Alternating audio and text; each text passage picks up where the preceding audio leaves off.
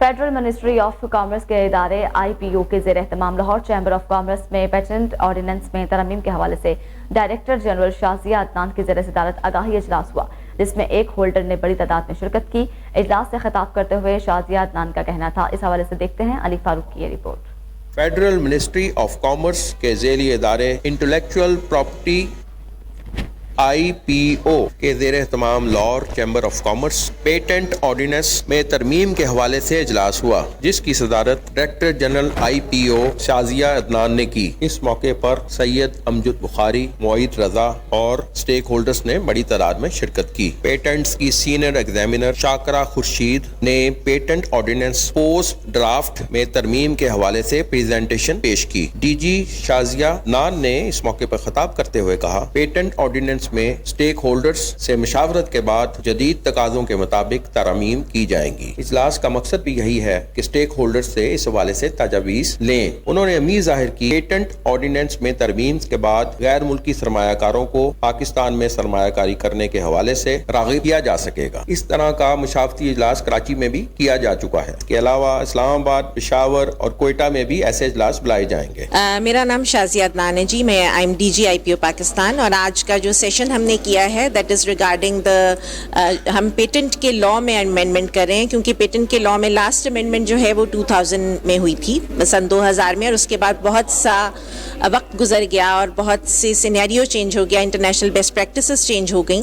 तो उन सबको मद्देनज़र रखते हुए और हम एक इंटरनेशनल ट्रीटी है वाइपो की, जिसको पेटेंट कोऑपरेशन ट्रीटी कहते हैं, जिसकी वजह से जो हमारे इन्वेंटर्स हैं उनको इंटरनेशनली रजिस्टर करने में बहुत आसानी होगी, उसको भी हम एक्सीड करना चाहते हैं।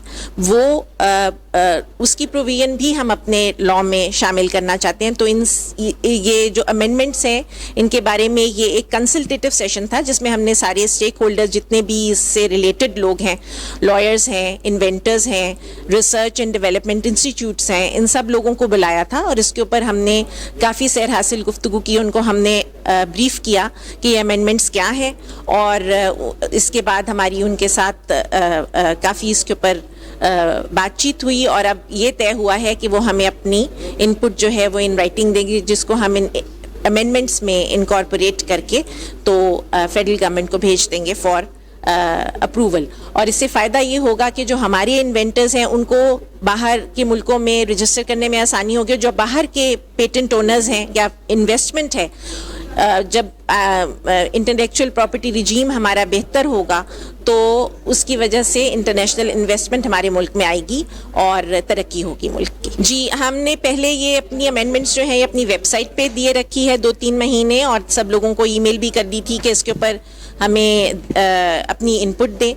कराची में एक सेशन हो चुका है, ये दूसरा सेशन है। इसके बाद अगला एक सेशन इस्लामाबाद में होगा, एक कोयटा में और एक पेशावर में। और आज ये तय हुआ है कि ये कंसल्टेटिव सेशंस का ये राउंड जब कंप्लीट हो जाएगा और लोग हमें अपनी इन राइटिंग इनपुट दे देंगे, तो उसको एनालाइज करने के बाद हम दोबारा से एक फॉलो अप सेशंस का सिलसिला शुरू करेंगे जो इन 5 शहरों में होगा। स्टेक होल्डर्स को मैं यही मैसेज देना चाहूँगी कि जैसे मैंने अभी इस सेशन के दौरान भी कहा कि हमें अपने मुल्क के लिए काम करना है। इंडिविजुअल इंटरेस्ट अपनी जगह पे होते हैं, लेकिन बहुत सी जगहों पे हमें मुल्क के लिए अपने पर्सनल इंटरेस्ट को कॉम्प्रोमाइज़ करना पड़ता है, और वो हमें करना चाहिए, क्योंकि मुल्क है तो हम हैं, मुल्क के फ़ायदे में हम सबका फ़ायदा है। उनका कहना था कि स्टेक होल्डर्स 10 अप्रैल तक अपनी तजावीज़ हमें